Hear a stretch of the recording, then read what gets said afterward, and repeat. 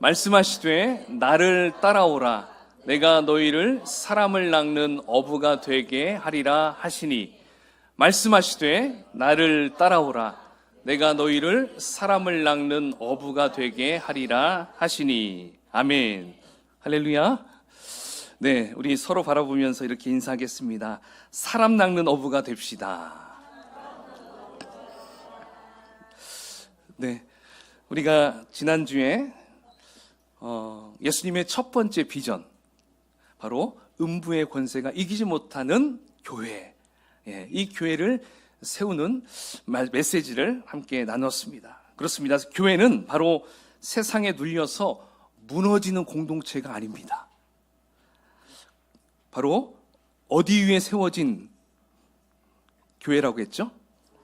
반석. 그 반석은 베드로의 고백. 그렇죠? 베드로의 고백. 주는 그리스도시요 살아계신 하나님의 아들이십니다. 즉 반석은 누구를 의미하는 거냐면 예수님을 의미하는 거예요. 바로 예수님 위에 세워진 영적 승리의 공동체가 바로 우리 조이풀 교회, 그리고 이 땅의 교회가 돼야 한다라는 것을 우리가 함께 말씀을 나눴습니다. 자, 그렇다면 여러분, 우리는 자연스럽게 이러한 질문을 할 수가 있을 것 같아요. 자, 그렇게 강한 교회는 도대체 무엇을 위해 존재하는가? 예수님은 왜 음부의 권세가 이기지 못하는 그러한 교회를 세우셨을까? 이러한 질문으로 우리는 이렇게 갈 수가 있을 것입니다. 자, 바로 그 답이 오늘 우리가 붙들어야 할 예수님의 두 번째 비전이라는 것입니다. 그러니까 예수님의 비전은 건물이 아니었습니다. 그리고 예수님의 비전은 어떠한 제도도 아니었어요. 예수님의 비전은 바로 사람이었습니다. 사람. 어떤 사람일까요? 바로 잃어버린 한 사람, 상처 입은 한 사람, 죄 가운데 묶여있는 한 사람, 하나님을 알지 못하는 그 한 영혼. 바로 예수님은 그러한 사람, 그러한 영혼들을 살리시기 위해서 이 땅에 교회를 세우시고 그리고 이 땅에 오셨다라고 말할 수 있다는 것입니다. 자, 이러한 목적으로 이 땅에 오신 우리 예수님께서 바로 공생애를 시작하시면서 가장 먼저 하신 일은 무엇일까요? 가장 먼저 병자를 고치시는 일이 아니었습니다. 설교를 먼저 하신 것도 아니었어요. 막 기적을 베푸신 것도 아니었습니다. 그럼 무엇일까요? 바로 사람을 부르셨어요.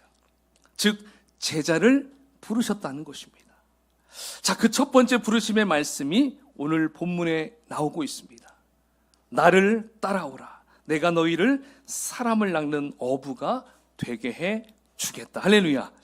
바로 이 한 문장 안에 예수님의 비전이 담겨 있고요. 그리고 교회의 사명이 담겨 있고, 그리고 성도 한 사람 한 사람의 삶의 목적이 지금 들어있다라고 볼 수가 있습니다. 자, 여러분, 그렇다면 우리 예수님은 어떤 사람을 부르셨을까요?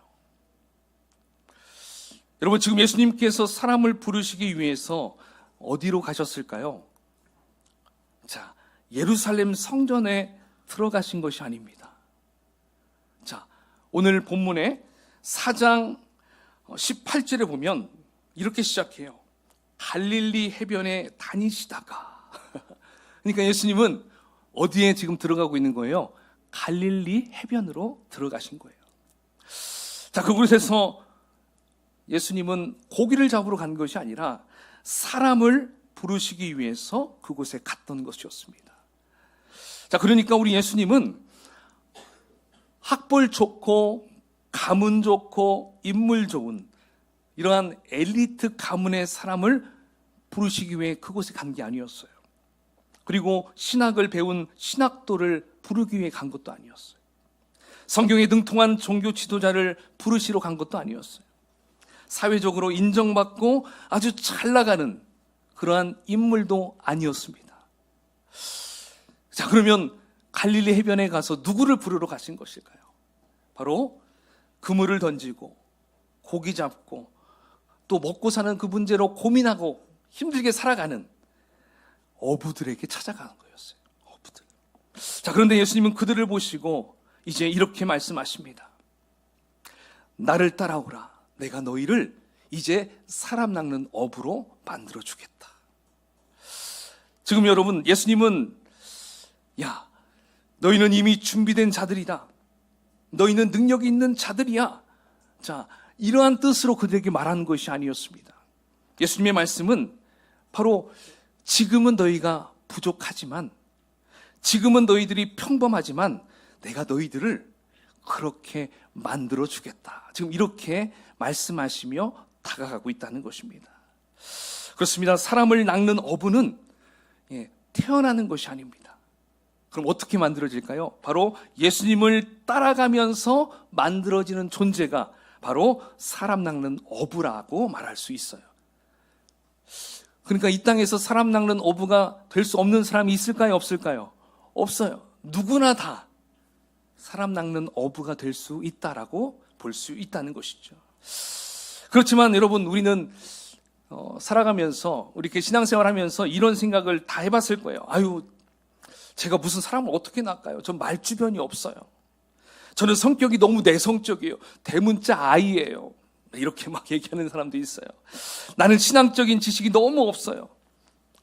사람을 전도할 수가 저는 전혀 없습니다. 전도는 좀 특별한 사람이 해야 되는 거 아니에요? 저는 그건 정말 못하겠습니다. 그냥 저는 교회에서 열심히 봉사할게요. 전도는 저 시키지 말아주세요. 근데 여러분, 지금 예수님께서 그러한 자들에게도 오늘 동일하게 말씀하고 있다는 거예요. 그러니까 나를 따라오렴. 나를 따라오면 너는 사람 낚는 어부가 될 수 있어. 지금 이렇게 예수님은 그들에게 말하고 있다는 것입니다.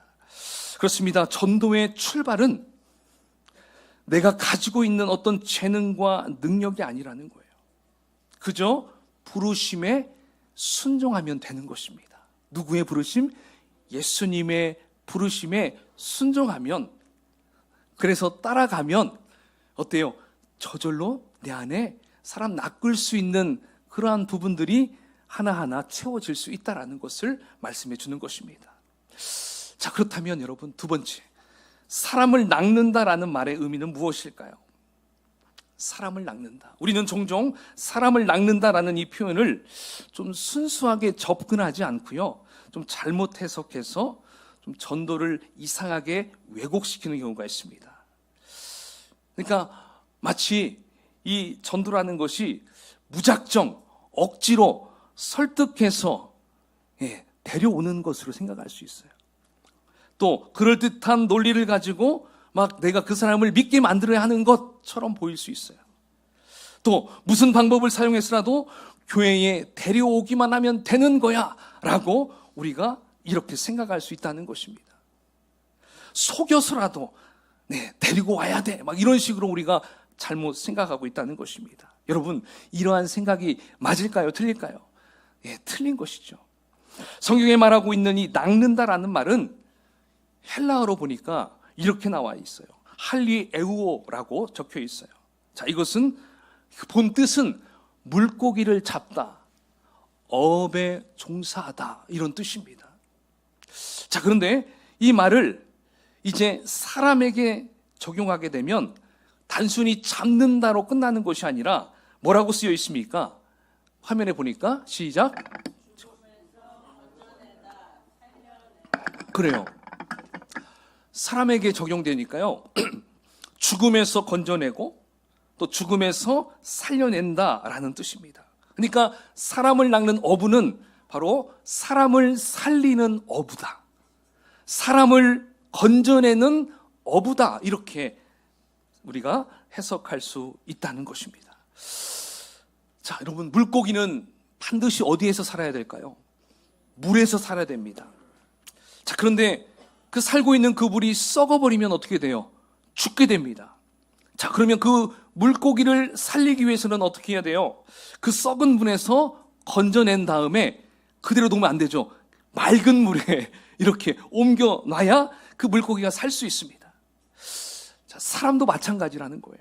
이 세상을 물로 본다고 한다면 지금 이 세상 물에는 많은 사람들이 살고 있어요. 그냥 보면 그 물은 우리가 살고 있는 이 세상 별 이상 없는 것처럼 보일 수 있습니다. 별 문제 없어 보입니다. 그러나 이 세상을 자세히 우리가 뚫어져 보면 어떻습니까? 여러분들이 세상 살아가고 있는 이 세상 어때요? 죄의 물이 충만하는 곳이 많아요. 절망의 물이 가득한 곳이 있어요. 상처의 물로 덮여 있는 곳이 곳곳에 있습니다. 가정마다, 어떠한 회사에도, 기업에도, 정치 안에서도 모든 곳에 이러한 물들이 너무나 존재하는 곳이 많아요. 그렇죠? 자, 그러한 물 속에 오래 있으면 여러분 어떻게 될까요? 그 사람은 얼마 못 가서 그냥 거기에 휩싸여서 절망 속으로, 상처로 인하여서 그냥 매몰되어서 그렇게 고통받다가 죽을 수밖에 없게 된다는 것입니다. 여러분, 바로 그러한 고통받고 있는 사람들을 위해서 누가 필요할까요? 그들을 건져낼 사람이 필요합니다. 그들을 살릴 사람이 필요하다는 것이죠.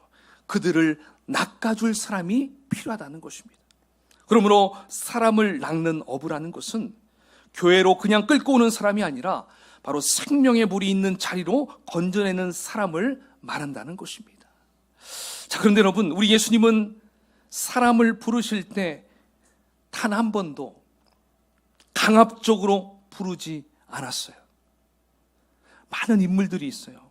사복음서에 나오는 많은 인물들 가운데 몇몇 예를 들어본다면, 여러분, 수가성 사마리아 여인, 그 여인이 어떻습니까?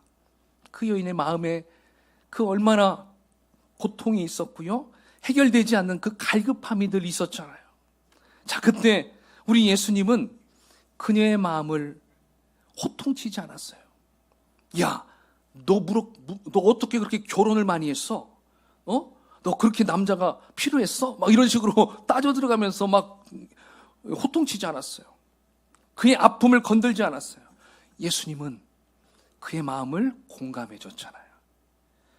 그리고 그녀의 내적인 상처를 치유해 주셨어요. 그리고 그 마음에 복음을 심어줬어요. 그리고 영혼이 갈급하지 않는 생수의 강물을 그녀에게 주었습니다. 어떻습니까? 예수님은 그렇게 그녀의 마음을 공감해 주심으로 그를 이렇게 구원해 주는 걸 볼 수가 있어요. 세리마테 같은 경우는 어떻습니까? 세리마테. 당시 마테는 로마 제국의 앞잡이로서 세금을 착취하는 사람이었어요.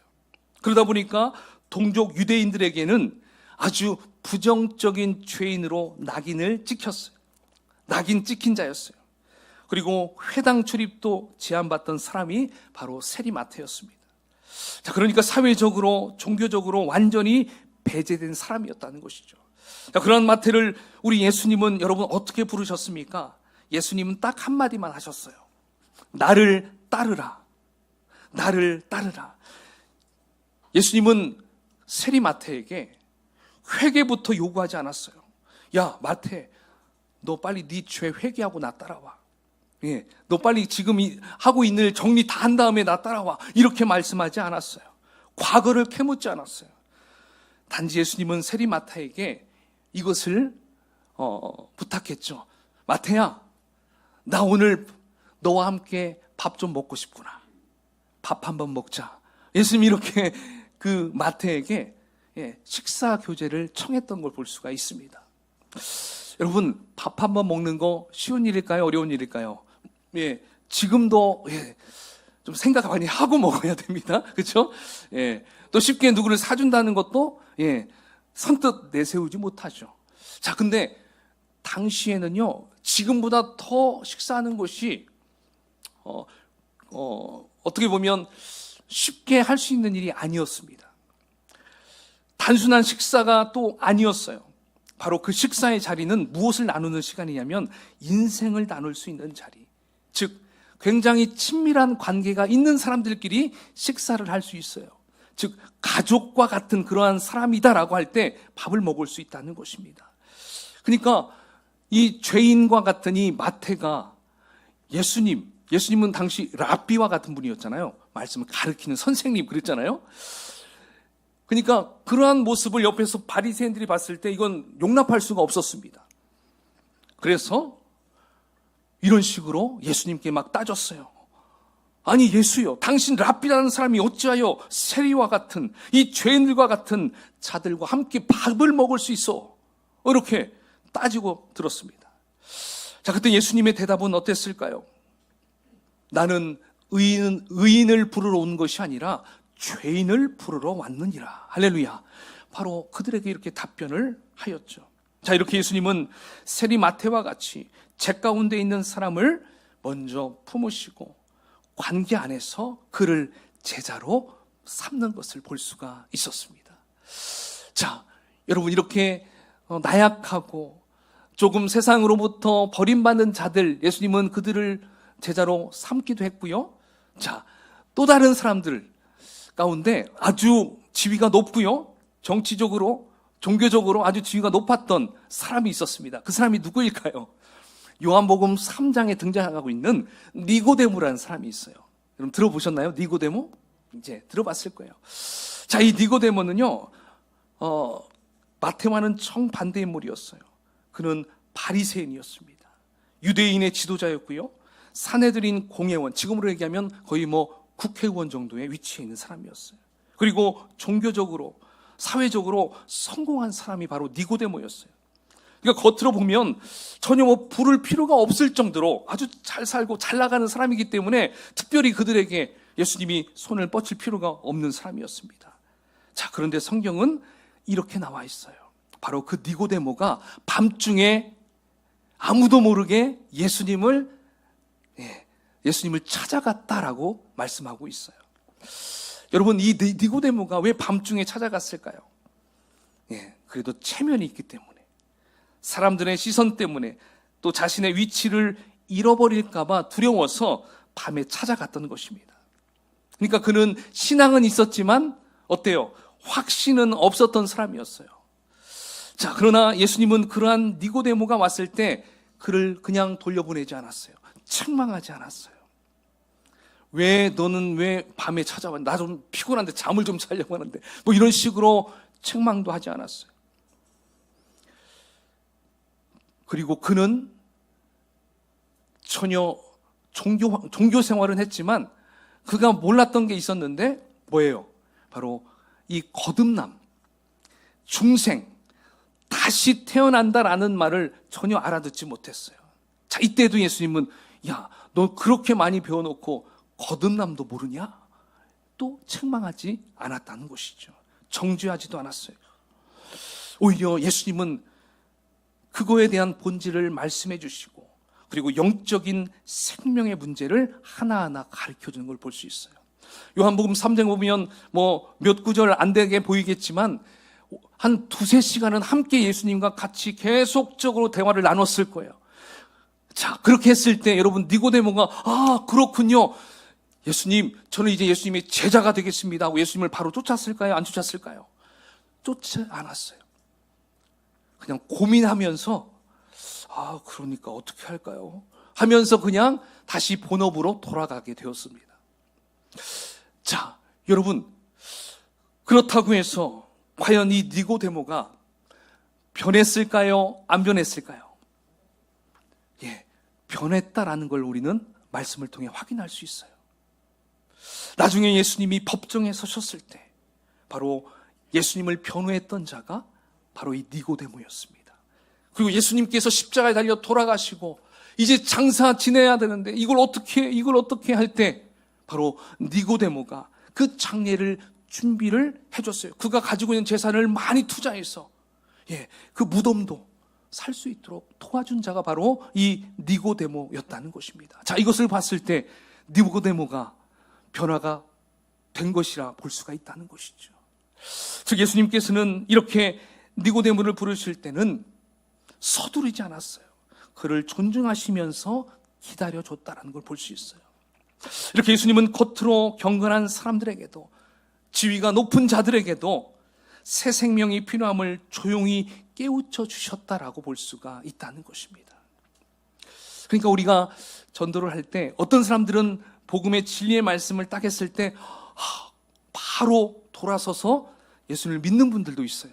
근데 어떤 분들은 굉장히 냉철하게 생각하면서 고민을 오래 하는 분들이 있어요.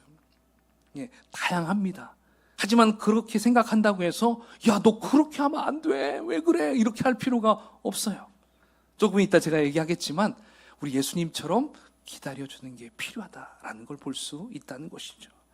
자, 여러분, 나머지 다른 제자들도 다 마찬가지였어요. 이렇게 예수님은 반드시 1대1로 사람 대 사람으로 만나셔서 그의 성품과 기질, 그의 상황에 맞게 다가가셔서 제자의 길로 인도했다라는 걸 볼 수 있습니다. 자, 이렇게 예수님은 제자 삼을 대상자를 만나시면 늘 관계 속으로 초청하신 후에 이제 그 사람을 낚으셨다라고 볼 수가 있습니다. 그러니까 진정한 사람 낚는 어부의 모습은 우리 예수님을 통해서 배울 수 있다라는 것이죠. 자, 그렇다면 여러분, 오늘날 우리들이 사람을 낚을 때 과연 어떠한 태도를 가져야 될까요? 오늘 예수님이 보여주신 그러한 태도가 필요하겠죠? 이 시간 그 모습을 하나하나 몇 가지 살펴보면 좋을 것 같아요. 그 첫 번째 태도는요, 한번 읽어볼까요? 시작. 그렇습니다. 기다릴 줄 아는 어부가 되어야 한다는 것이죠. 여러분, 어부는 고기를 억지로 끌어들이지 않아요. 여러분, 고기 잡는 방법 중에 여러 방법이 있는데 낚시질이라는 게 있고요.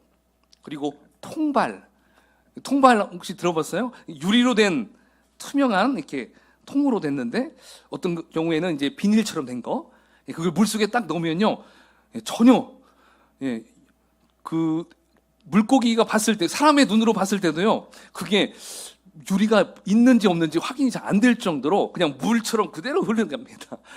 이런 통발로 물고기를 잡는 법이 있고요. 또 그물을 내리는 방법도 있고요. 그다음에 투망을 탁 치는 방법도 있어요. 여러분들 이것 중에 해보신 것 있으십니까? 고기 잡아보셨습니까? 아무도 안 잡으셨어요? 저는 다 해보았던 것 같아요. 저긴 여기서 또 한 가지 작살로도 잡아봤어요. 다양하게 많이 해봤는데요. 자, 근데 다양한 방법인데 고기를 잡으려면 딱 공통점이 꼭 있어요. 여기에서 공통점이 있다는 것이죠. 그게 뭘까요? 모두 다 기다려야 해요. 그 기회를 놓치면 안 돼요. 계속 기다려야 돼요. 낚시를 할 때도 처음에 이 낚싯바늘에 이 미끼를 이렇게 딱 끼우잖아요. 뭐 지렁이를 끼우든지 떡밥을 끼우든지.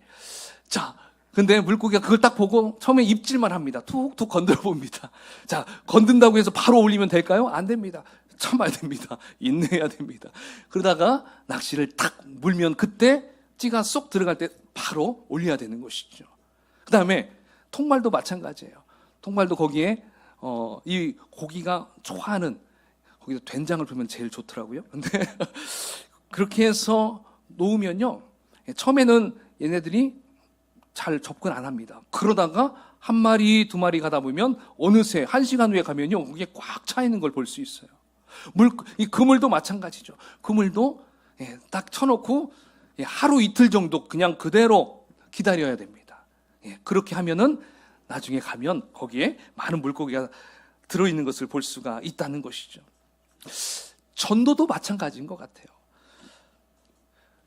사람은 서두른다고 변화되는 것이 아니더라고요. 하나님의 때에 변화한다는 것입니다. 그러니까 우리의 역할은 무엇일까요?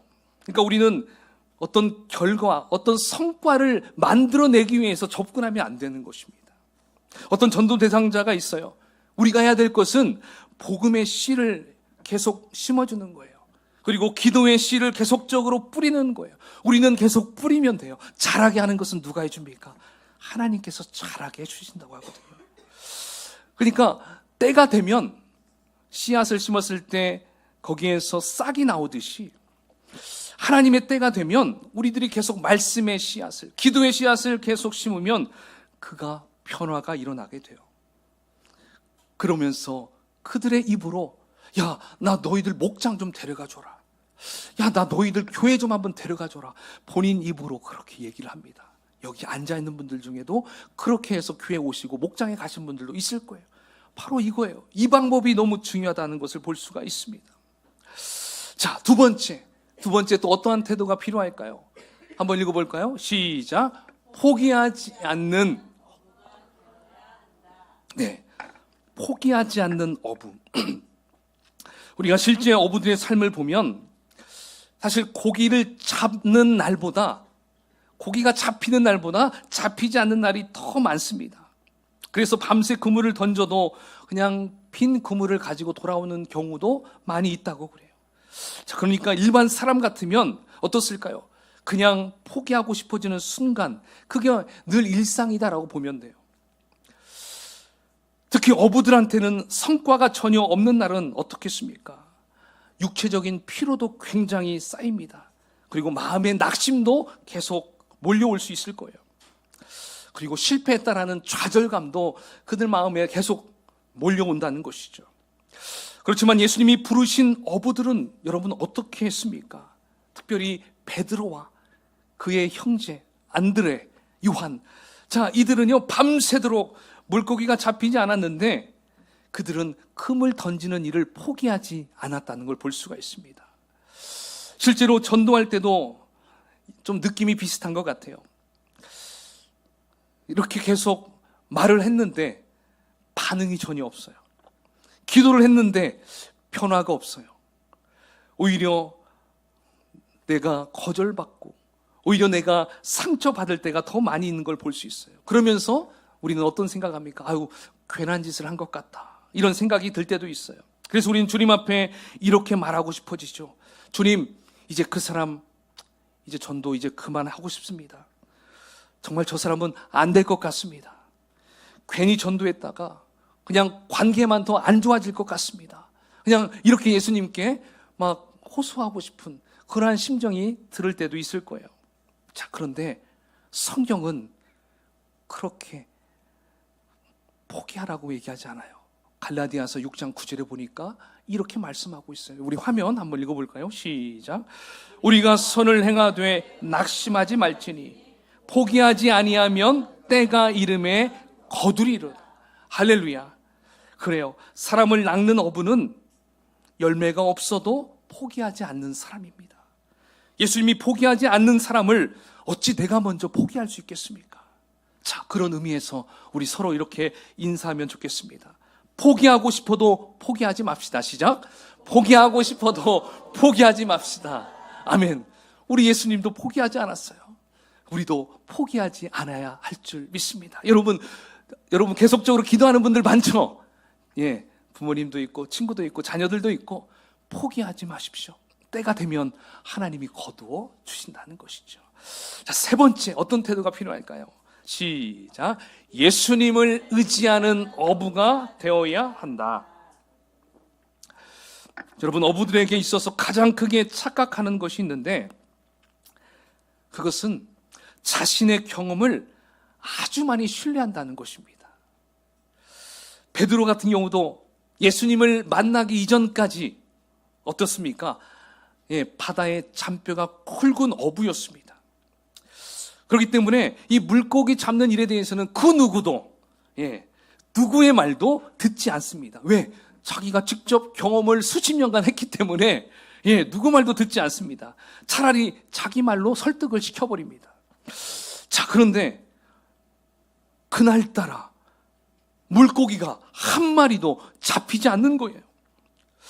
자신의 경험으로 봐서는 도저히 해결할 수 없는 상황이 되었어요. 도저히 이해할 수 없는 그 날이었던 걸 그가 지금 계속적으로 생각하고 있었습니다. 자, 그런데 어떤 한 분이 자기에게 찾아오는 것입니다. 바로 그가 예수님이었어요. 그 예수님이 이렇게 말씀하셨어요. 베드로야, 더 깊은 곳에 가서 그물을 내려봐라. 예수님의 이 말씀은 자신의 경험과는 정반대의 말씀이었어요. 낮에는 잡히지 않는 시간대예요. 그리고 깊은 곳에서는 절대로 물고기가 거기에 살지 않는다는 것을 그가 알고 있었어요. 그렇기 때문에 예수님의 말씀대로 그물을 내리면 100% 고기를 잡는 건 불가능한 것이다라고 그는 생각할 수 있었던 것이죠. 자, 그런데 그때 베드로는 이렇게 말하는 것입니다. 주의 말씀 의지하여 내가 그물을 내리겠습니다. 와, 완전히 자기 생각을 내려놓았습니다. 여러분, 베드로의 이 고백은 자신의 기술을 다 내려놓고 이제 주님의 말씀을 붙잡는다는 거예요. 자신의 계산을 다 버리고 주님께 신뢰하겠다는 거예요. 자신의 경험을 다 내려놓고 주님께 순종하겠다라는 결단이었습니다.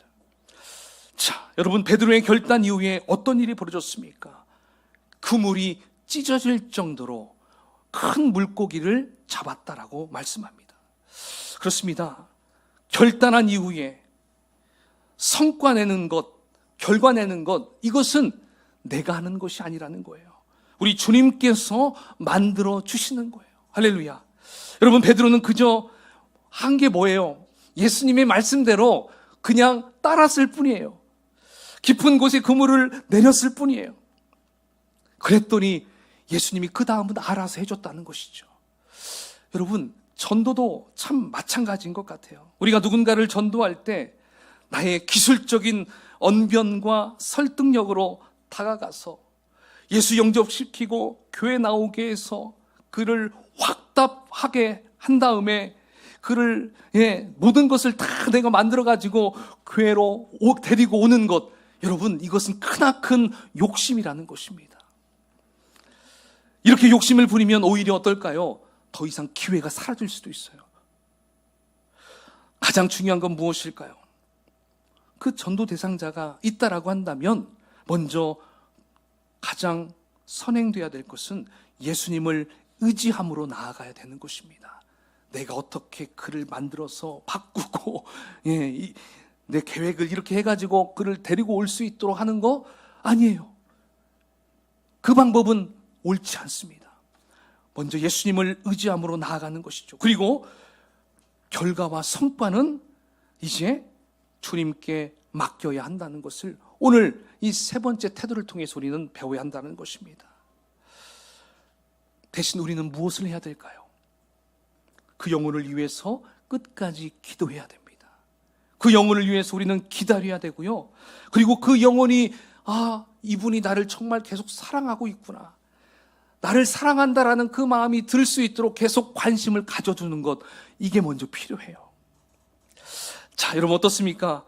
여러분도 사람을 낚는 이 어부가 될 수 있겠다라고 생각되십니까? 할렐루야? 예. 그렇다면 오늘 말씀하고 있는 이 세 가지 태도가 너무 중요해요. 첫 번째 태도가 뭐였습니까? 끝까지 기다릴 줄 아는 예수님과 같은 그러한 태도. 그리고 포기하지 않는 그러한 어부. 그리고 나의 경험을 내려놓고 예수님을 끝까지 의지하는 그러한 어부의 태도. 이러한 태도로 저와 여러분이 품고 있는 VIP에게 다가갈 때 어떤 일이 벌어질까요? 그 다음 우리 주님은 놀랍게, 그리고 우리가 생각할 수 없었던 그러한 방식으로 역사하여 주실 줄 믿습니다. 자, 여러분, 이제 말씀을 정리하겠습니다. 사랑하는 여러분, 우리가 2026년 하나님께서 우리 조이풀 교회에 분명히 말씀하셨습니다. 내가 너희를 사람 낚는 어부가 되게 하리라. 여러분, 이 말씀은 어떤 특별한 사람에게만 주신 말씀이 아니었습니다. 전도 잘하는 몇몇 사람에게만 주신 말씀도 아니었어요. 바로 예수님을 따르기 원하는 모든 성도들에게 주신 바로 부르심이었습니다. 사람 닦는 사람은 말 잘하는 사람이 아니라 바로 예수님을 따라가는 사람이었어요. 능력 있는 사람이 아니라 예수님을 의지하는 사람이었어요. 그리고 한 번에 열매에 맺으려는 사람이 아니라 끝까지 기다리고 포기하지 않는 사람이 바로 진정한 사람 낚는 사람이다라고 말할 수 있습니다. 사랑하는 여러분, 예수님은 오늘 우리들에게 너 준비됐냐? 너 능력 있니? 야, 너 잘할 수 있겠니? 이렇게 묻지 않으십니다. 우리 예수님은 딱 한 가지만 묻고 있습니다. 나를 따라오겠니? 내가 너를 사람 낚는 어부로 만들어 주겠다. 여러분, 주님께서 저와 여러분을 사람 낚는 어부, 아니 사람을 살리는 어부로 만들어 주시겠다라고 지금 말씀하고 있어요. 여러분, 그러한 어부가 되기를 여러분 정말 바라십니까? 여러분, 다시 한번 묻겠습니다. 예수님이 바라시는 그 사람 낚는 어부가 진정으로 되기를 원하십니까? 그렇습니다. 2026년 우리 조이풀교회 모든 성도님들이 사람을 낚는 어부가 되어서 진정 예수님의 비전을 이루어드리는 하나님이 기뻐하실 만한 그러한 모든 성도님이 다 되시기를 예수님의 이름으로 축원을 드리겠습니다. 아멘.